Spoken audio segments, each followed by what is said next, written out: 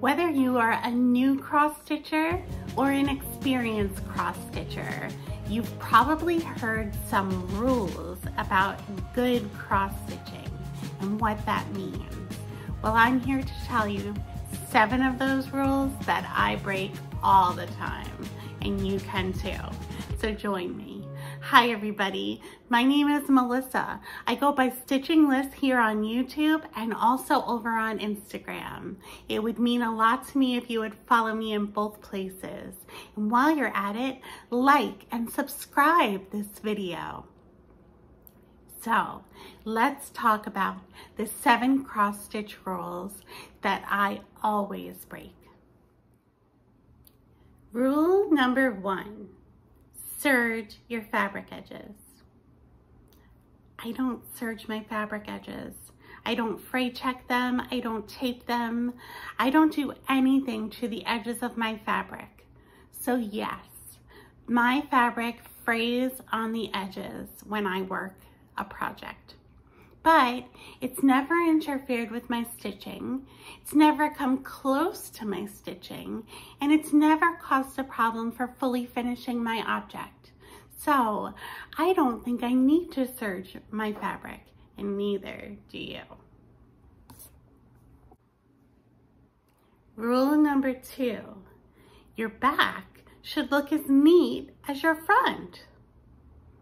Well, my back is a total mess. If you were to flip over any one of my projects at any time, you might find carried threads and even knots. I do not care what the back of my project looks like. I only care what the front of my project looks like because that's what people will see. And as long as it doesn't interfere with my fully finishing the object, I don't think it matters what's on the back of my fabric. And if you can't see it from the front, I don't think it matters if you carry a thread. So, the back of my fabric is a gigantic mess. Rule number 3, you can't loop start a variegated thread. Well, I loop start my variegated threads every time. If the thread is only mildly variegated, I fold one strand in half and use that like I would use any other thread, like DMC, to loop start on my fabric. If the thread is highly variegated with maybe different colors within the thread, I take 2 strands of that thread and I put a knot at the end so that it is looped when you do the loop start. And yes, it leaves a little knot on the back of the fabric, but it's extremely tiny. And as I said, the back of my fabric isn't what's important to me. So I use the loop start no matter what kind of variegated thread I'm using. Rule number 4, make a working copy of your chart. Don't highlight the original.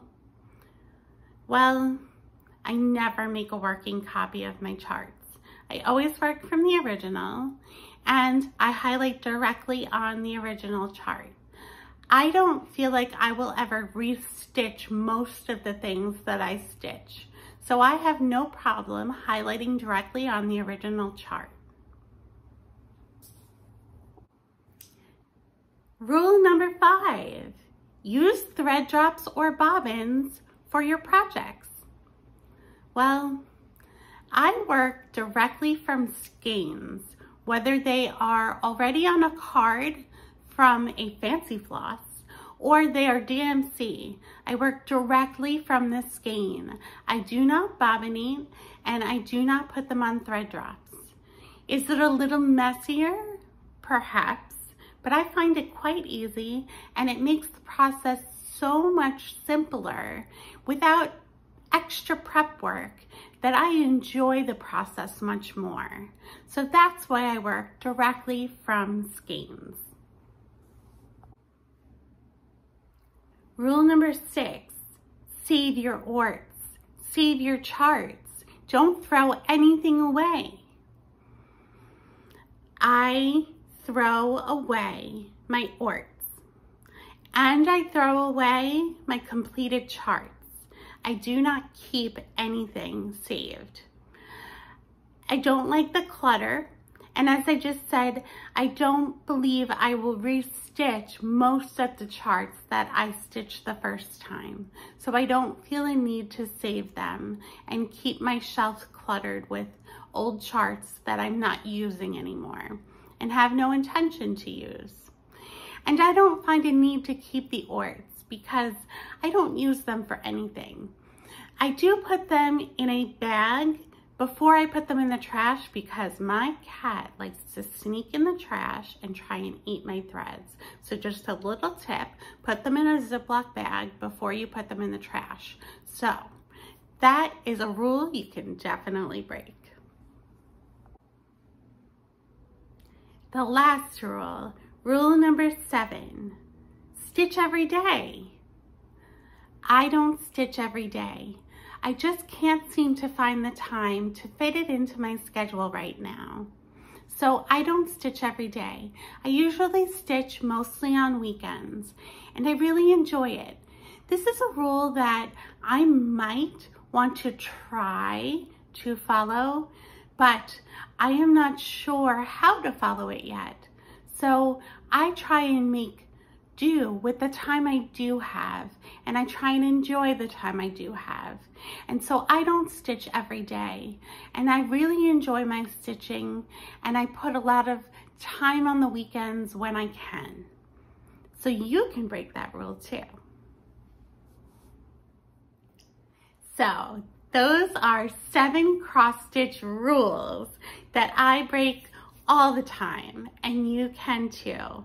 Don't feel like you have to follow any rules. This is your hobby. You can enjoy it however you want. There are no judges here. And if there are judges, you don't need to listen to them.